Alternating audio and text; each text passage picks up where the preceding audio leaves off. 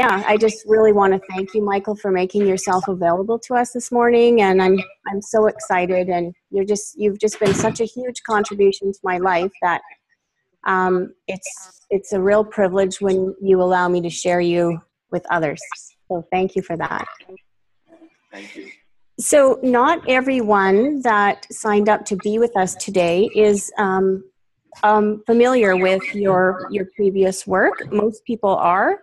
But I just wanted to begin by having you give us a little insight into like the E-myth. Now, a lot of people today hear the word E and they think electronic. And so I know that's not your intention at all. So how would you like to start by just describing for us what is the E-myth and how does it impact business owners? Super. Well, the E-myth is not electronic, though it very well might be. It's actually the entrepreneurial myth. It says that people who go into business and have been going into business and will be going into business aren't really the entrepreneurs everybody thinks them to be. In fact, there's something quite different than that. They are what I've come to call technicians suffering from an entrepreneurial seizure, meaning the cook starts a restaurant, the graphic designer starts a graphic design business, software guy starts a software business, the hardware guy starts a hardware business, the mechanic an auto repair business, and on and on and on and on. Every single one of them believing that because they know how to do the work of that business, they know how to build a business that does that work. And there is nothing further from the truth. So the E-myth addresses that phenomenon. And it's a phenomenon which causes the failure of the vast majority of people who go into business to do it on their own, to become their own boss, and miss completely the opportunity that's available to every single one of us. So our work over the past 40 years has been working with people who own and operate small businesses, with over 70,000 clients, with millions of readers of my books, people who are having great difficulty with the business they've created, don't know what to do about it. We've helped them to see what to do about it and help them to do about it in order to truly liberate themselves from what has become a terrible job. So does that explain it enough for you, Tana? Yes, it does, Michael. Thank you very much. So one of the other things that it was a statistic I was really struck by lately, is that 99% of the population experience a career plateau at some point in their life, which I found that really overwhelming. And oh, did you say only 99%? Yeah, you would, wouldn't you? So I just wanted to understand from your perspective, like, how is career plateau relevant? What is the impact? And both in terms of the employee who's experiencing it and the employer that employs someone that is experiencing that plateau. Well, it's a great question. And when you think of the work we've been doing and the work you and I are doing together, Donna, you can't help but think about the problem. And the problem, while the way you've described it is one of choice, meaning somebody's chosen to do something which they then ultimately feel was the wrong choice, there's something that precedes the choice. That's the way in which we're developed human beings to presumably make choices for ourselves. So everybody's sitting here on this call is the product of choices they've made. I know I am, I know you are, I know the young women sitting there with you are, I know that Mike is, I know that Lars is, I know that every single person who is called in here product of their choices, and yet they really haven't addressed the question, how are choices made?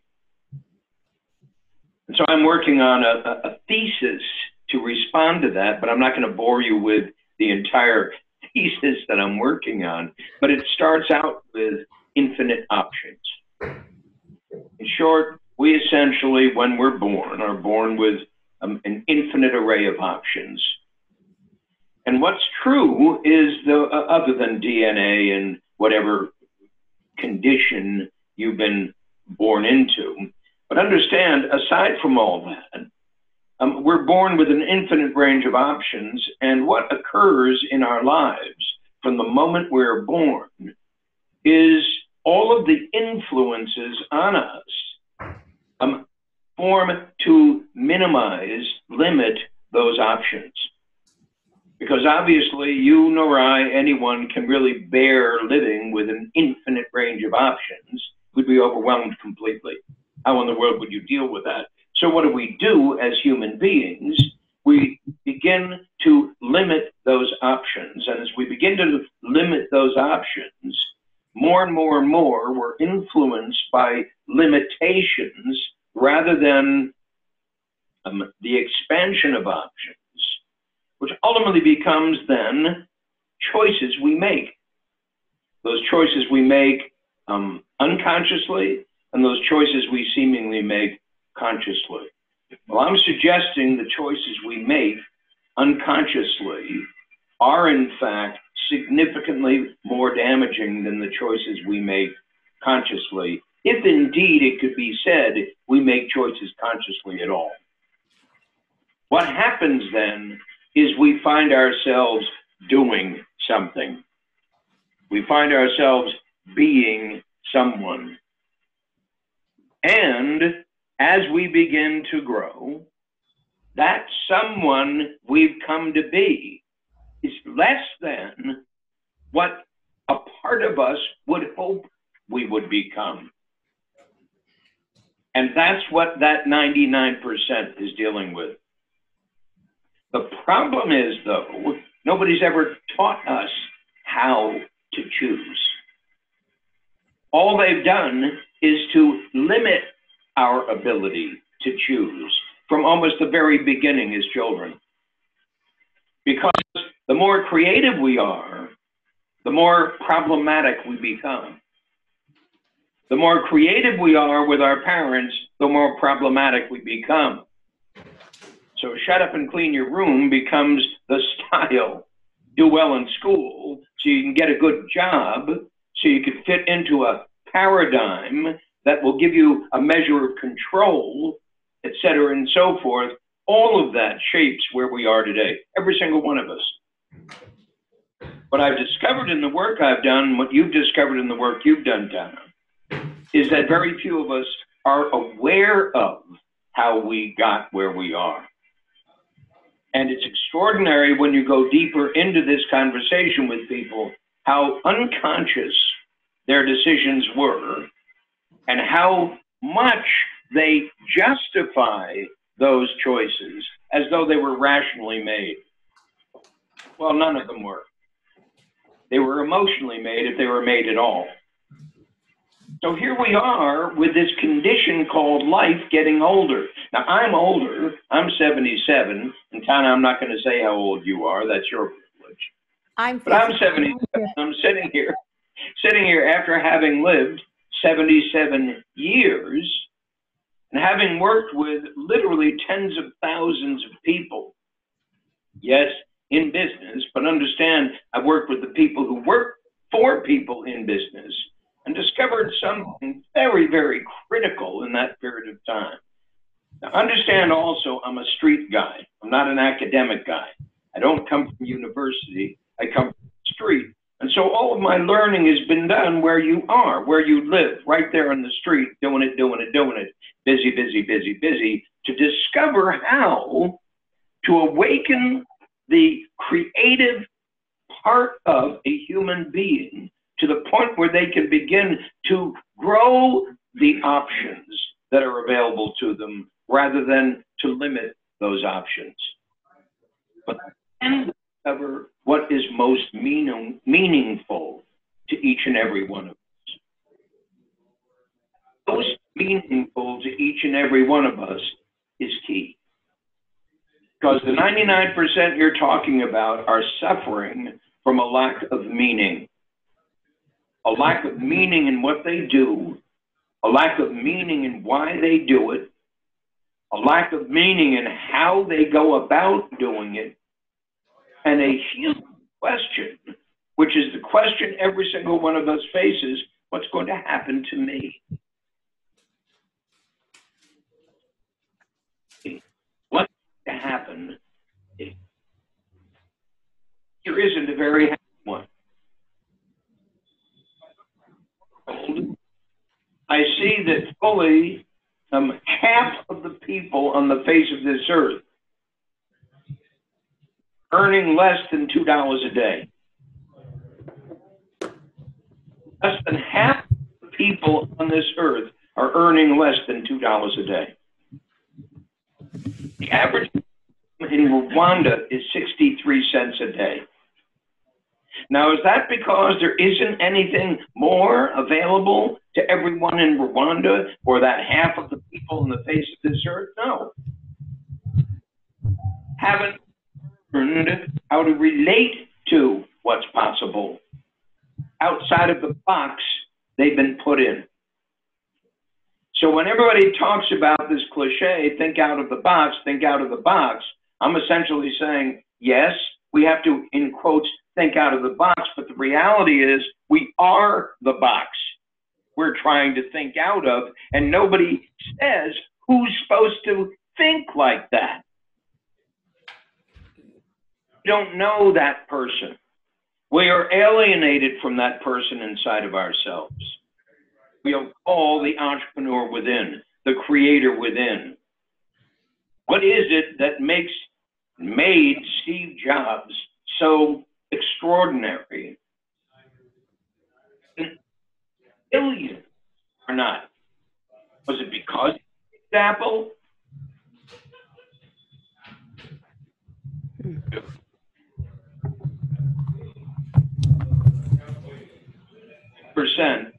That 99% absolutely critically need to hear, from my perspective, how to create life, and then how to fully live the life we create by awakening the entrepreneur, and here, as Walt Disney calls it, the creator within, in order to discover what it means to be fully human.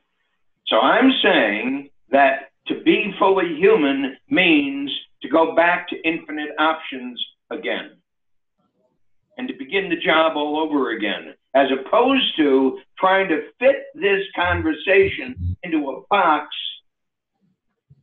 that matches our perception of reality. I'm suggesting we need to drop our perception of reality, what I call in the dreaming room, a blank piece of paper and beginner's mind. And suddenly something very, very exciting begins to happen. Pardon the long-winded response to your question. No, it was great, actually. And I have to say that one of the things that, like in the very first time I had a conversation with you, I was so moved, because I remember for myself going through school feeling so inadequate and lost and unfulfilled. And then when I left school, I just went on a quest and I followed my intuition. I followed my heart. I just came to life. And then the stage of my life where I had children, it's like, oh, well, I better be more responsible. I better start to conform. I better do it right. And that's actually when I lost myself. So that's the striking thing for me was when I met you, it was like a breath of fresh air. You brought me back to everything that intuitively had worked for me and served me well and made me feel good and offered a whole world and validated, my intuition. So, I got to hit restart and start again. So that was. We are. And here we are. And now I'm so excited that I got to hit restart that I want everyone in my life to have the opportunity to do the same. So I see we have people waiting to ask questions, and I have to move from my little perch here to read them because I have to see them on my computer. So let's see what we've got. So, hi, oh my goodness.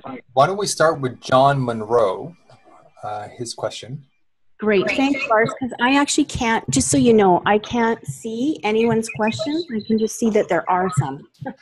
Okay, actually, you know, I'll see if I can get John on here, and if I can. John, let's try it this way. Are you there, John? I am. Can you hear me? Yes, we can. John, welcome to the chat with Michael Gerber. Michael, can you hear John? John, say something. Hey, Michael. Good to meet you. There we go. Oh, John. So far, yes. Okay. So do you want me to go ahead and ask the question then? Yes, please. Okay. So I guess, Michael, I've read your books, The E-Myth, and certainly have really studied them. I'm putting together a new business. I just came out of a business with 2 other partners who were technicians, and we tried to make the migration from the technical work to the business work, and that was not, unfortunately, very successful. But and Lars, I'm having difficulty hearing John, so I'm going to need you to repeat the question. Yeah, actually, unfortunately, he's breaking up for me too. John, can you just speak clearly into the microphone and then just go as slowly as you can, please? Sure. The question is, when I read E-Myth, it looks like the basic message is to leave the technical work behind and work more on things that are not a technical job, have those done by others. You know. I'm sorry. I'm sorry, John. It isn't working. Okay.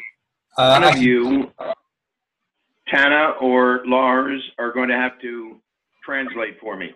Actually, I want to just read the question. Okay, I'll read what I have here. And so John's initial text to me was, I have read the E-Myth and I'm using it. It seems like the E-Myth ultimately suggests to move the technician away from the technical work and into business work and leave the technical work behind.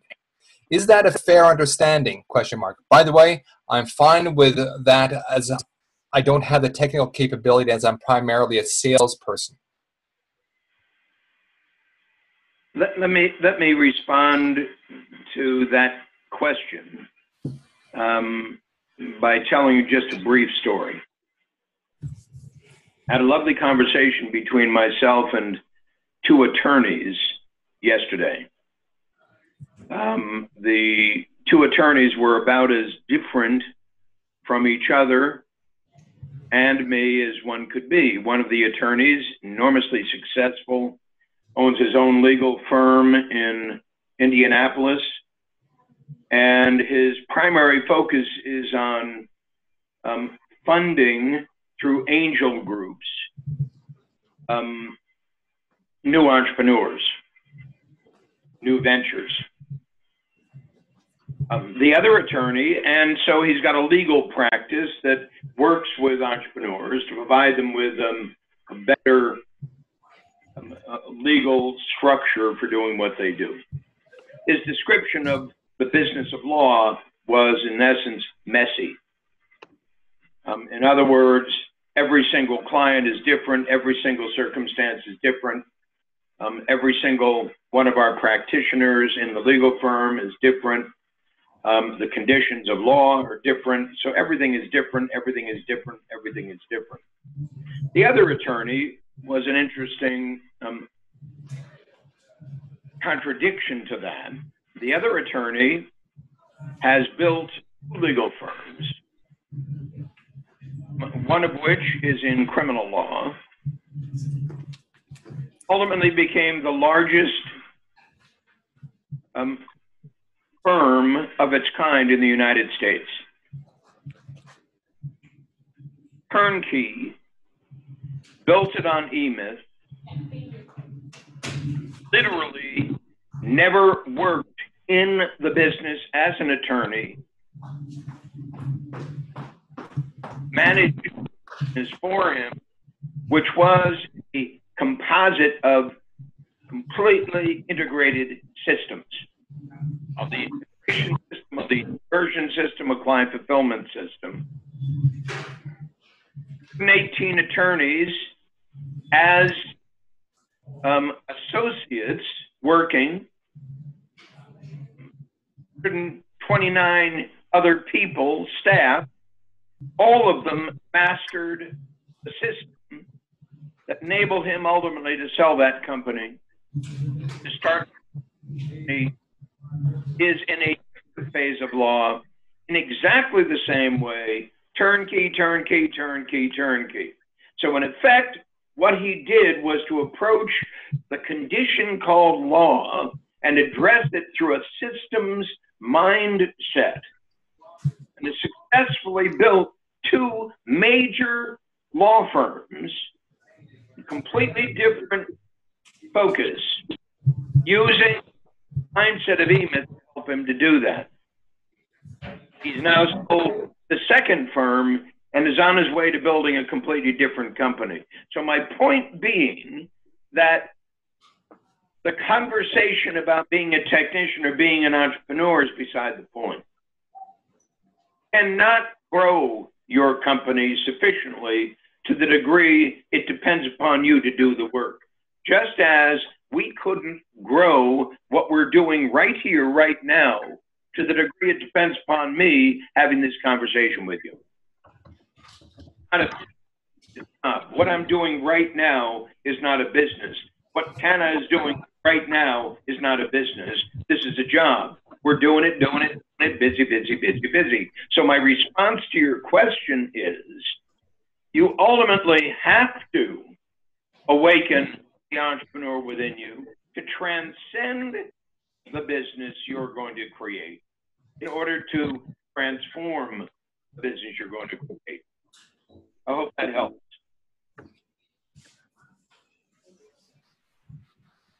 I think that's a great answer to that question, and also leads us into something else that's come in from Patricia. She's on our screen as Acer, and we're going to try and see how our connection is there. I see that Patricia is smiling, so I think that we'll see if we can get you on here and talk to Michael. Good morning, Michael. Can you hear me? Oh, good morning, Patricia. I can hear you really well. Wonderful. Well, first and foremost, I want to say, Tana, thank you for inviting me onto this call. And Michael, my head just explodes with excitement to meet you and to be able to converse with you. This is incredible. I've read your book and I love it. It just makes me wild. But the one question that I want to ask you is how do we connect to the creator within? How would you teach somebody who's stagnant how to release that and connect with them? Well, it's a great question, and let me give you the short answer. Okay. We've done that. And we've done that with the dreaming room. And the dreaming room, what I call an entrepreneurial incubator, in which the entrepreneurial personality is the focus as opposed to the venture you're there to create. Rather than being any one of those, competing with all of those incubators out there in the world, the dreaming room is an entrepreneurial incubator in the truest sense of the word, to in fact touch the heart of your innovative mind, your soul, and to begin to the spirit in you to see how, in a way that you probably haven't done it before. That's what the dreaming room does. That's what it was designed to do. That's why it's so essential to this entrepreneurial grassroots enterprise we're engaged in. So it's not just how do you... So we're having a little bit of disturbance here on the line. Yes, I just lost Patricia. Yes, but I'm not going to do this survey. These take too long. I've done this before, so. Oh, we seem to have a cross Right. line. So I'm on a call right now, so I can't do it right now for sure. And yeah, thanks anyway. Bye. Not really. No, that's okay. Thanks. Hang on. I'm going to. That's interesting. That's a cross line somewhere. Lars, can you mute John Monroe?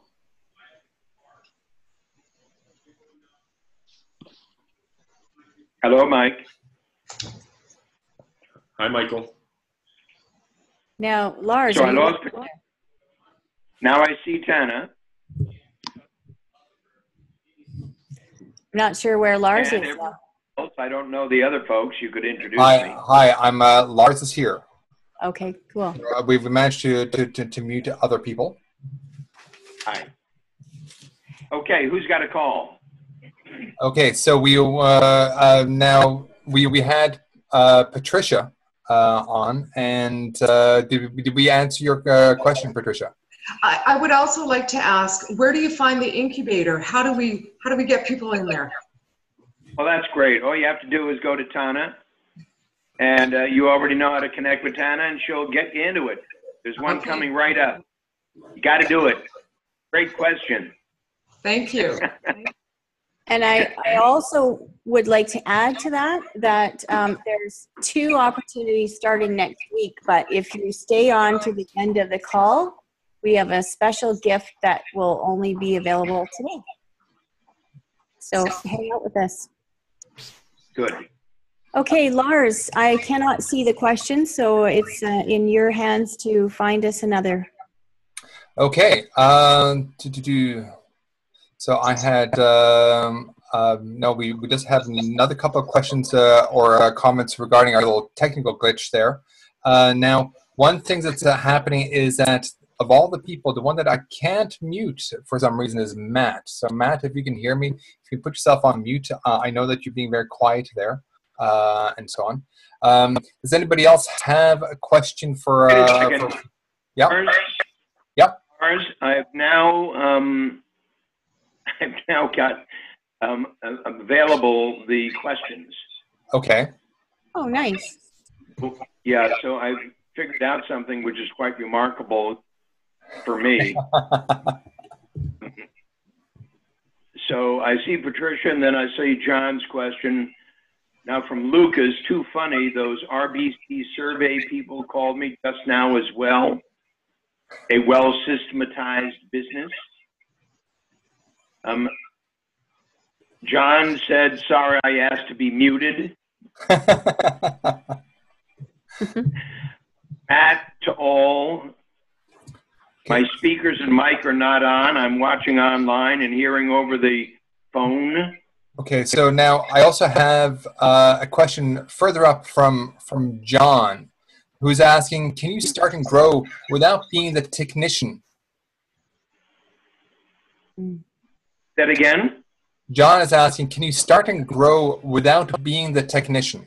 I think that the question really is, can you start and grow a business that you don't have the technical expertise in? Just go straight into management and entrepreneurship. Absolutely. Just as the attorney I spoke of opened a business in which he had absolutely no experience. Hear me, absolutely no experience. So there is no way that he could build that business using the normal model that technicians use, meaning an auto repair guy, a mechanic, starts an auto repair business because he knows how to fix cars. This guy, this attorney, didn't know how to fix cars, in quotes. So he had to get the expertise needed to build the systems, but not him. He simply went to get the expertise needed in order to produce the results that he wanted to produce. Lucas says, I've been trying to systematize a very challenging to systematize business. To aim of consult to to go to people's homes and do work on site. How can the dreaming room help me with that kind of cat herding? You got to understand, Lucas, the dreaming room starts before you make the choice about what you're going to do and how to do it. The dreaming room is the platform for anything and everything you hope to create. And in the dreaming room, what you discover are the critical keys to any business anyone is going to create. I call the dream, the vision, the purpose, and the mission. The reason so many small business owners fail is because they fail to create that platform.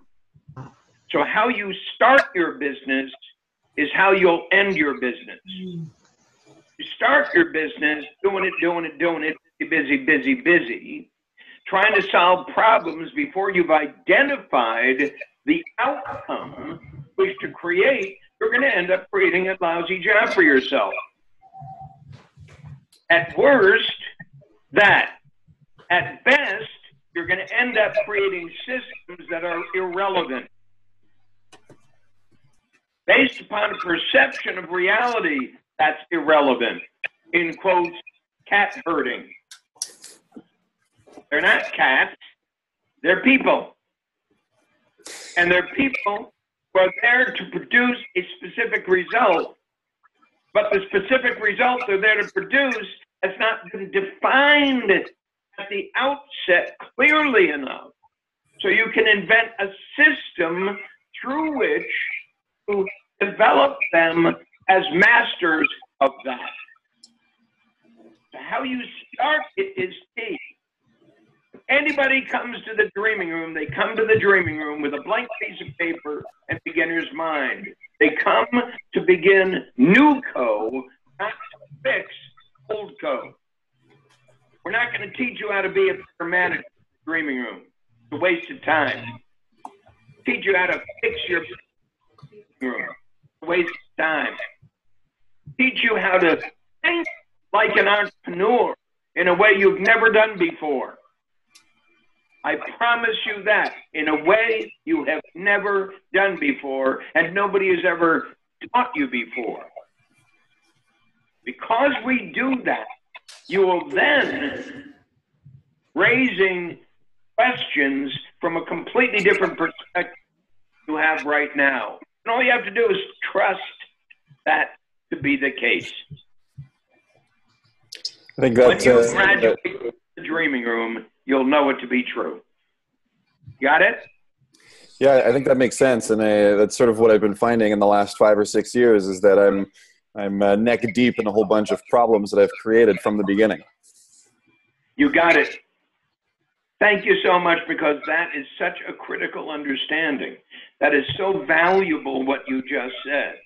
But I end up solving problems that were created by the way I started in the beginning, and then there's another one, and then there's another one, and then there's another one, until you change the framework, your mindset.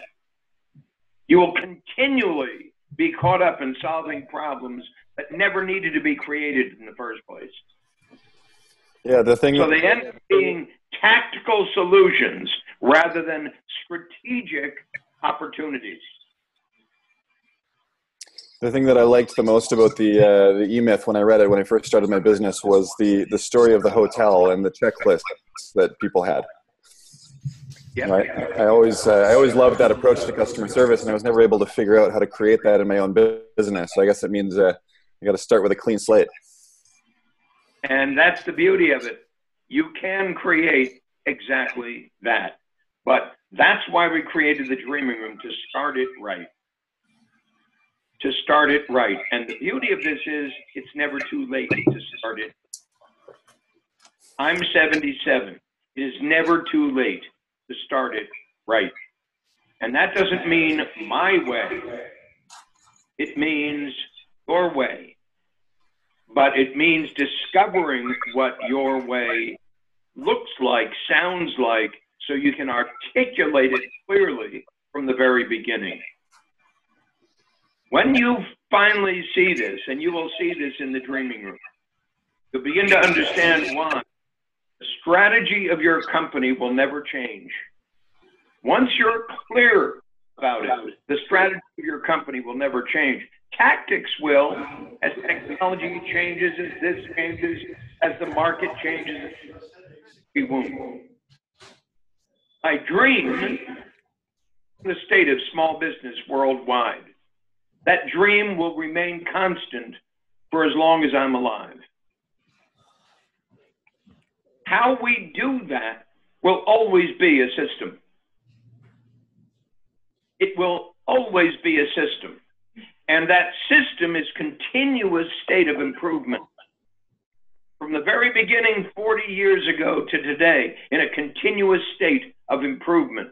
So nothing is static other than this singular fact. Here on earth to do one thing.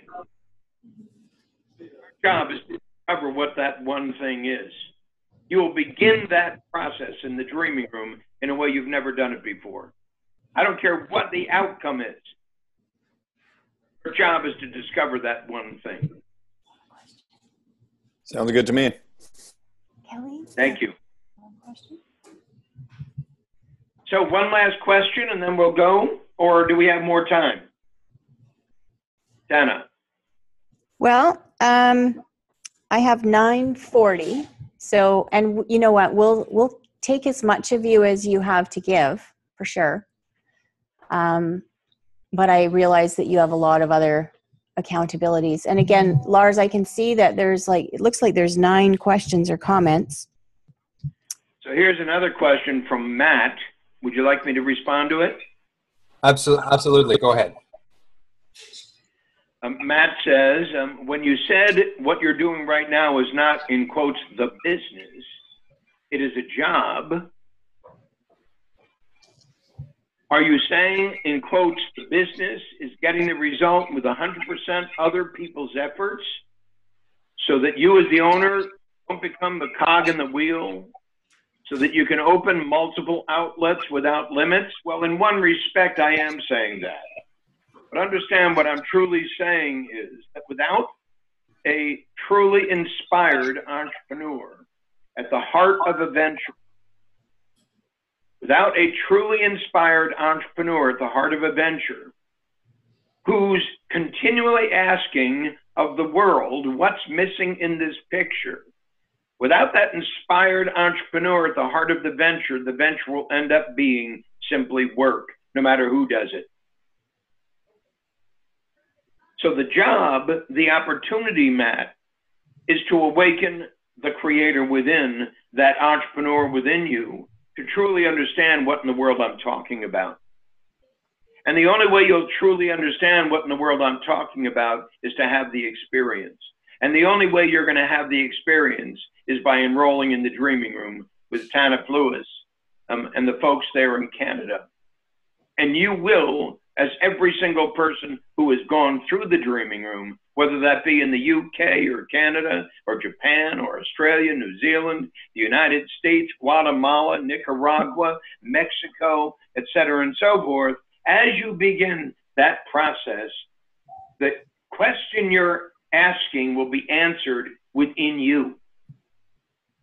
So the dreaming room is a standardized process. It's a system through which every single participant has a customized result.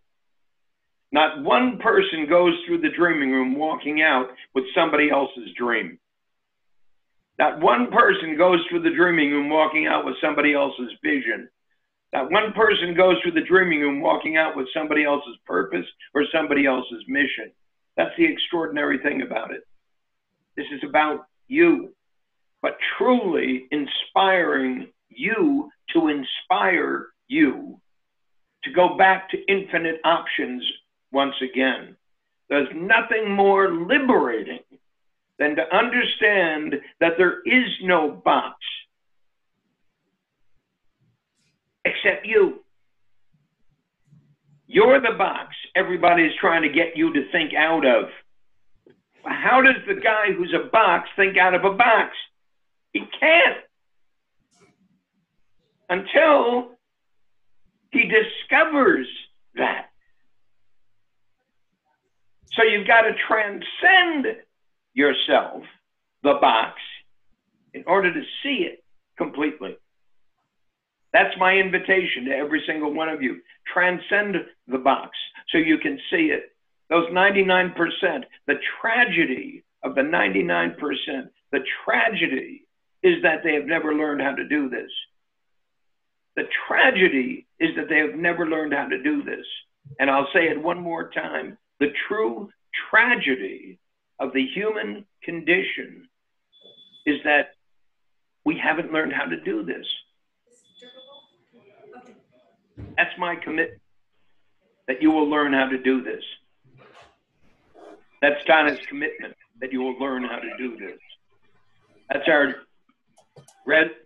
resolution, that you will learn how to do this. And as you do, something immense will happen to you.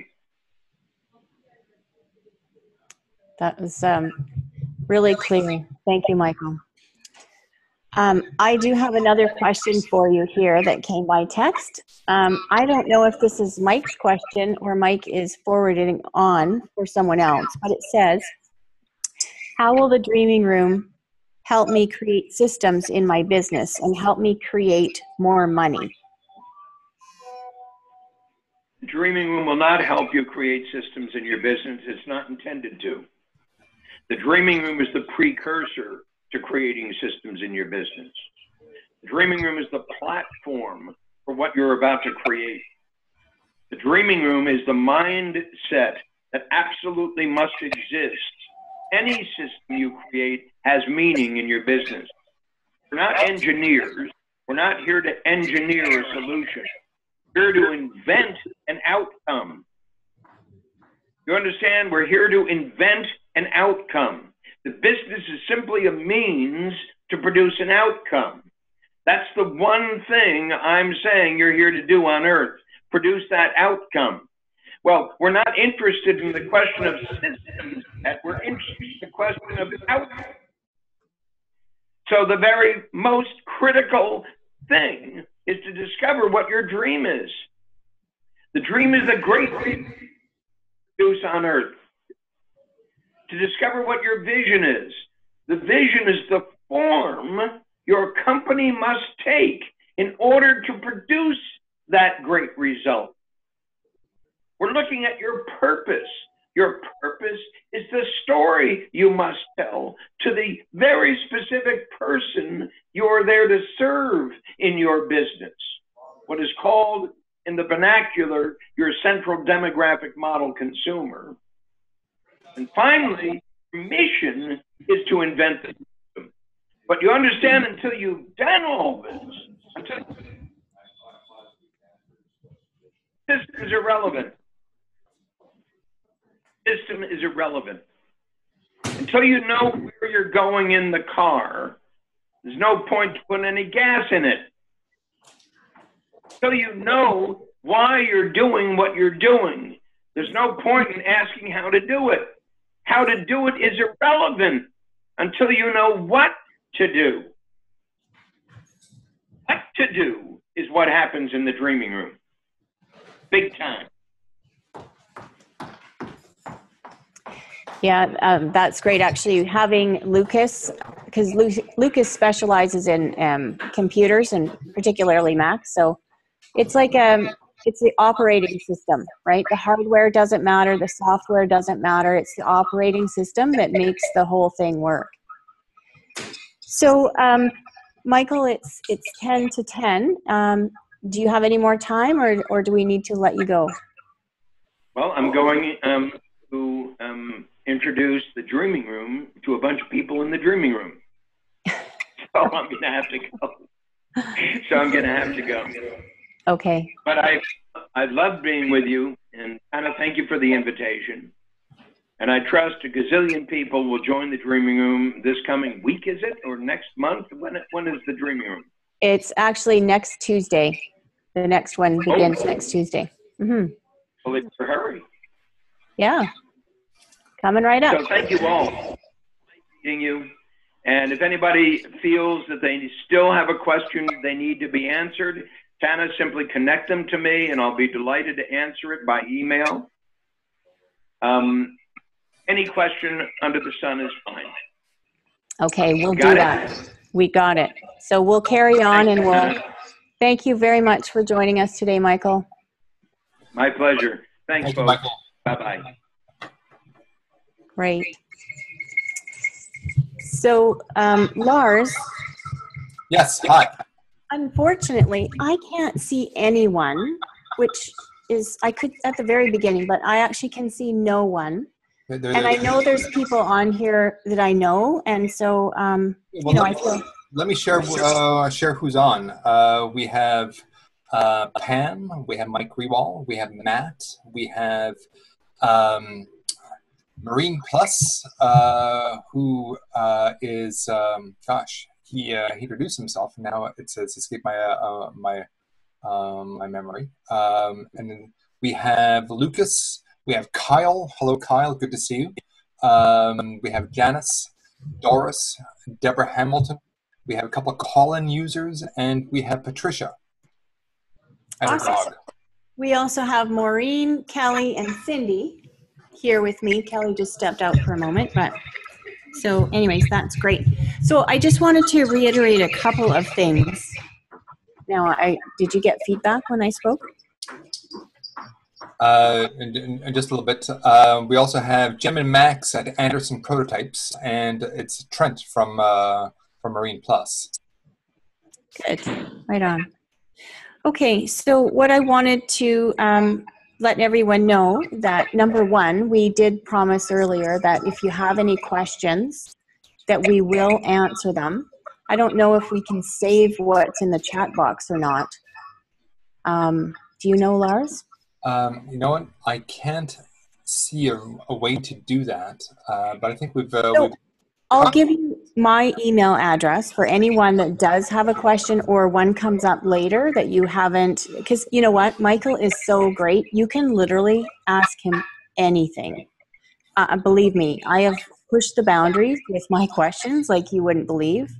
But it's a really great experience. So my email address is Tana, Tana, at possibility.ca. So that's possibility.ca. And in the subject line, just put question for Michael, and I'll compile them all into one and coordinate getting them all answered. So does anyone have any questions at this point for me before we move on? Actually, Tana, I just want to relate a quick little anecdote that I haven't shared with you yet. Yesterday, I was at a design firm. For those who don't know, I do brand consulting as well. And I was speaking with the owner of the firm, and he spoke directly to one of the questions that's come up today, because he started a web design firm right out of business school with another couple of MBA grads, and they had no design background whatsoever. And they started this firm, and that's now probably about 12, 13 years ago. I visited them in their new offices with an amazing view and so on. So they've been flourishing for quite a while. And we spoke about Michael Gerber, and he said, well, I've read his book. I read it in biz school. And he said, at the time, I had to write a report on it. And he said, I just said it was too simplistic. This is, it's for somebody that doesn't have business knowledge and so on. He says, now, after all these years, I go back to that book, and he had it in the bookcase behind him, and so on. And said, this is the best book ever, and so on, because he realizes that it really is that simple. That is really what he condenses what they really need to know, and so on. And it's something that a lot of people sort of come up with time and time again is it that simple? Can we do this in 12 weeks in a dreaming room?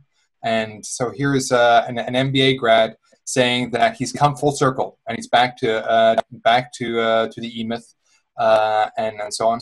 And it's funny because I shared the elevator ride down from their office with someone who was in for an interview, an intern from the Sauder School of Business doing his MBA. there, and he was there in his suit. And I said, "You got to read the E-Myth." The owner of the firm just told me it's the best book ever. So that's my story. That's awesome. It's Yeah. cool. No, that's great. And last year, part of my master's thesis was interviewing exemplar entrepreneurs, right? And same thing. That was a real common thing. They actually, across the board, they were not doing the work. Some of them created incredibly successful businesses with really none of that technical ability, but they knew how to spot talent. They knew what kind of outcome they wanted and experience they wanted their clients to have. And then they brought in those people, and then they worked with them to build systems, not just do the work, right? And so, we overcomplicate things. We try so hard. We just burn ourselves out, and it doesn't have to be that way. And, I am the queen of overcomplicating things, but, I'm rewiring myself, thanks to Michael. Excellent. A little bit at a time. Okay, so last call for questions, I guess. If you can just, you know what? Why don't I just let's see if we can try this. We'll unmute. That totally doesn't work. That totally doesn't work. So if you do have questions, let us know in the chat window, or wave if you're on video, and we'll get you in here.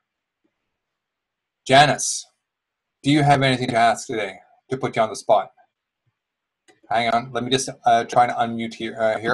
Hi, Janice. We can't hear you, unfortunately. Your microphone doesn't seem to be working. I can hear a little bit.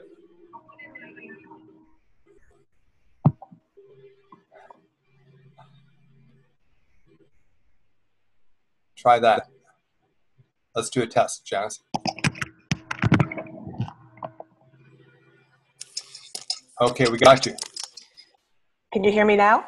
We can totally hear you. Hi, welcome. Okay, thank you.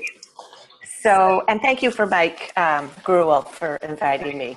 I've really appreciated this. I think of myself as an artist, and I really feel everything that Mike Gerber was speaking to was the creative process and being finding that authentic artist within. I think I'm actually in January I started a sabbatical, stopping the work that I've been doing for over 20 years because I just it was complete, and I don't know yet what is next for me. So I'm in this. I'm sort of laying fallow. And I have a plethora of interests and a greater plethora of distractions. And so I just noticed that time goes on and I'm not knowing yet what's next. So if you have any comment about that. Can I jump in there, Tana? I just want to comment on the image of lying fallow. I love that. It's first of all, it's almost otherworldly when you're living in a city like that, like we do. But the idea of lying fallow is when you let the nutrients get back into the ground, and so on. And that kind of idea is really what happens in the dreaming room, and certainly is what happens for me whenever I go through it. Is that you're enriching that soil so new things can grow. It's that foundation, that platform that Michael talked about, and so on, and really helps you connect with that. And it's a system for systems. It's not the system itself that you're going to build for your business, but it's how you're going to get there. That's my comment. Tana.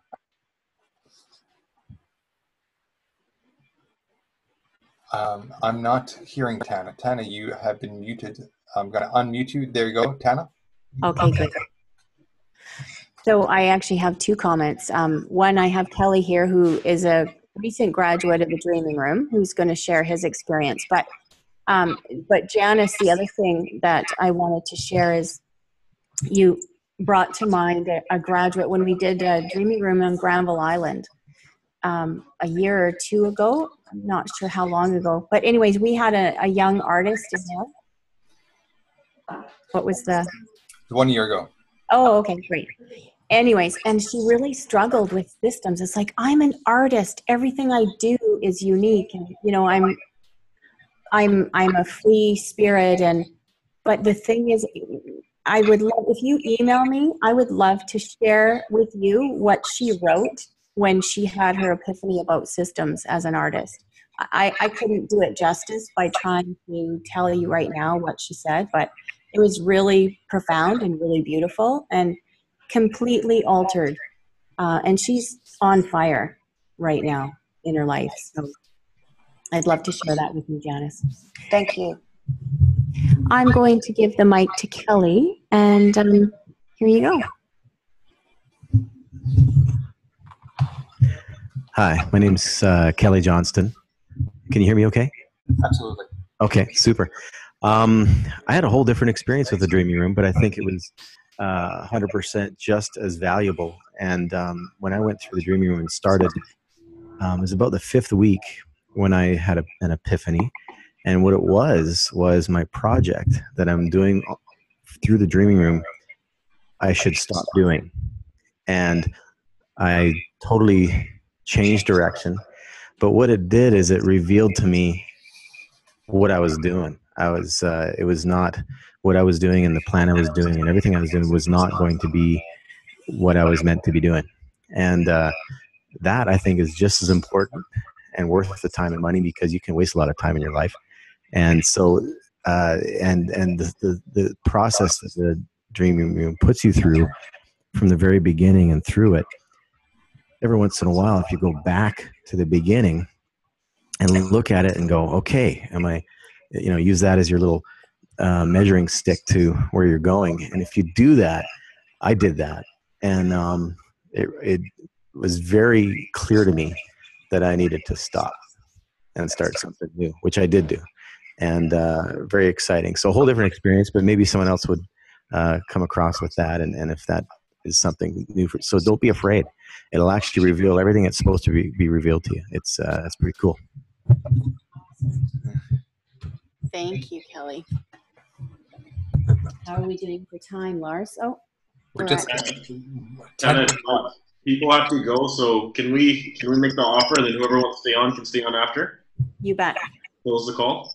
Yeah. So we actually created a what we have as our gift today is we actually will, anyone that registers before midnight tonight will receive a $500 discount off their tuition.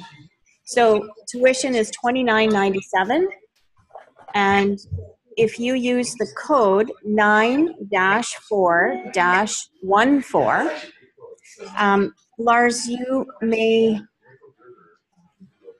where do they actually go for that? Just through the Eventbrite registration page, which is linked from the website possibility.ca. So you can go to the upcoming events tab there. And if you register for the Dreaming Rooms coming up before tonight, midnight tonight, with that code, which is 9-4-14, which is today's date, that's the logic behind it, then you'll receive that discount when you register.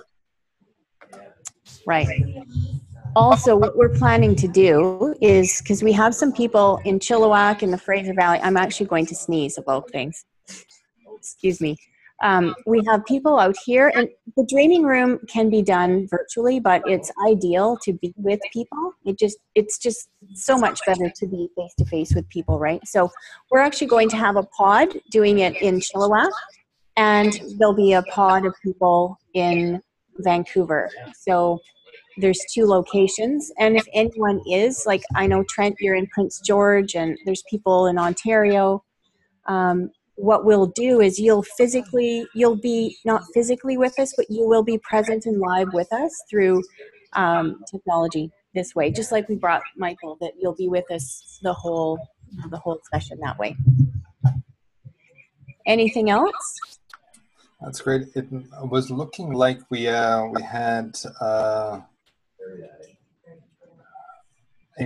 Matt has had to go, and Lucas has had to go as well. Kyle looks like he's typing on his screen, and so on as well. I see fingernails all over the place. Thank you, everybody. I gotta hop off. That was great. Thank you, Lucas. Thanks for joining us, Lucas. Okay, and then there's a number of people that I can't actually see because they do not have video, and then so on. So that's great. Tana, I believe we're close to wrapping up here. Again, just to reiterate, your email address is Tana, Tana, @possibility.ca. And our website is also possibility.ca if you want to get a hold of us there with some additional information. There's links to register for the upcoming Dreaming Rooms as well. And with your permission, we will send you some information from time to time as we have other events coming, and would love to hear your feedback. And again, also, if you have questions that you want us to pass on to Michael, we'd be really happy to do so. Thank you so much. Mm-hmm. Yes, thank you everyone for joining us, and yeah, drop us a line, or you can also give me a call later today. My number is 604-824-1460 if you have any questions. Fabulous. Thank you, and thank you for moderating and keeping that technology under control, Lars. You know, we've been trying. This is our first time with this tool with this many participants, but I'm pretty stoked that we'll certainly be able to do this again. Thank you all. Thank you, everyone. I'm going to end the meeting. It's good to meet you all. Take care. Bye-bye. Thanks again, Lars. Bye.